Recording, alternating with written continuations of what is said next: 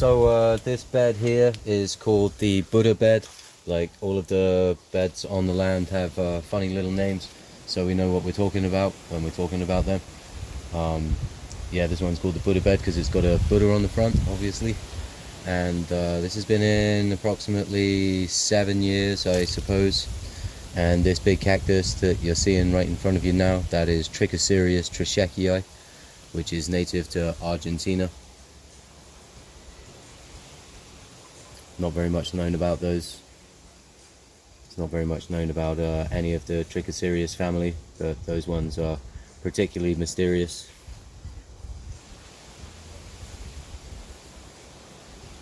And goes without saying that they are definitely some of my favorite cactus on the land.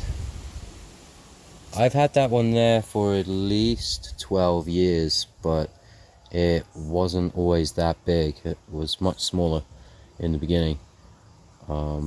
And the guy that I bought it off, I believe, probably had it for a few more years before that.